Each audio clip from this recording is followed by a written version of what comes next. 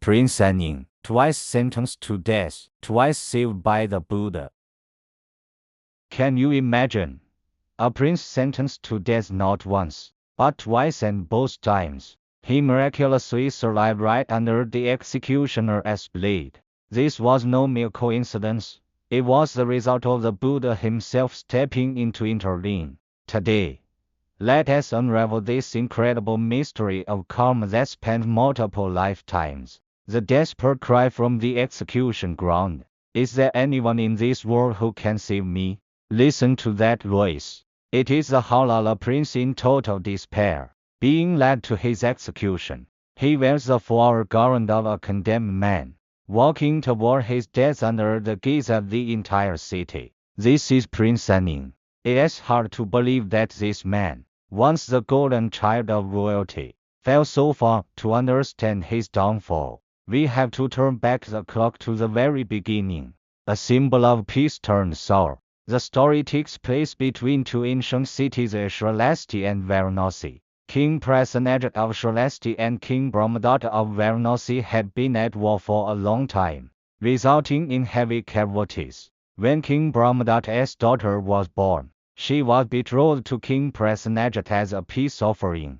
Because her birth ended the war, she was named Aninmu, Mother of Peace. Her younger brother, a protagonist, was named Anin, Peace. Prince Anin was very attached to his sister and followed her to Shralesti. His brother-in-law, King Prasenajit, treated him like his own son, teaching him horsemanship, archery, and the arts. He grew up surrounded by luxury and affection, the descent into darkness. But then, everything changed. His behavior became increasingly reckless and depraved. He committed over by illegal acts and refused to listen to any counsel. Eventually, both his father and his royal brother-in-law disowned him. The final straw came when Anin, having been barred from the palace, looked up and saw the king and his sister playing the lute together on a balcony. Seeing their harmony ignited a fire of jealousy and hatred within him.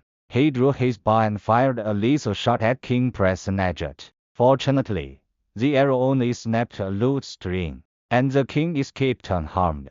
Attempting to assassinate a king was a capital crime. King Prasenajit, furious, sentenced Anin to death. The first miracle, the intervention of the Buddha. As Anin was led to the execution ground, the Buddha perceived through his wisdom that the time was ripe to save him. The Buddha appeared before the executioners and said, "Do not kill him. Set him free." The executioners were terrified. "We dare not defy the king's command. It would mean our own heads."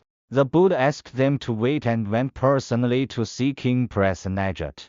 Out of deep respect for the Buddha, the king made a deal. If the Buddha would take Anin as a disciple and ordain him as a monk, his life would be spared. The Buddha agreed.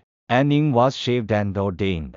Remarkably, he repented sincerely and practiced with such diligence that he soon severed all defilements and attained the stage of an arhat. In an instant, a death row inmate became a saint. The mystery of the past lives. Why did the Buddha personally intervene for a high-profile criminal? To explain, the Buddha shared a story from the distant past. "This is not the first time I have saved him at the execution ground," the Buddha revealed. The recurring script. In a previous life, the roles were identical. The savior, a criminal, Anin's past life. The savior, a powerful rishi, immortal with 5 supernatural powers. The Buddha's past life. The king, a king Kanki, King Prasenajit's past life. The same crisis and the same rescue had happened before, but why? The root cause, a law from 20,000 years ago. The ultimate answer lies in the era of Kasyapa Buddha,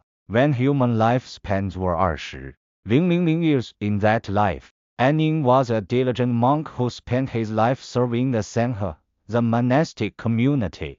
On his deathbed, he made a powerful vow. "By the merit of serving the Sangha in this life, I vow that when Shakyamuni Buddha appears in the world, I shall please him, be ordained under his teaching, and attain arhatship."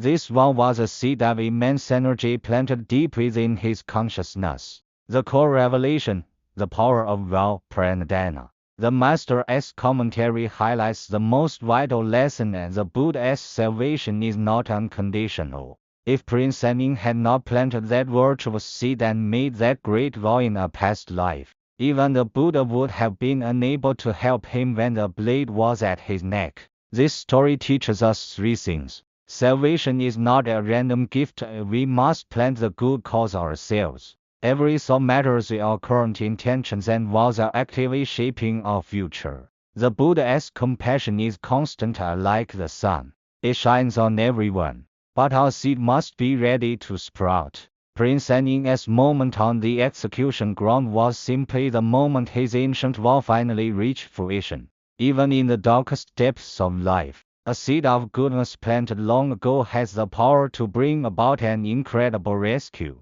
The question for us today is, what seeds are we planting for our own future?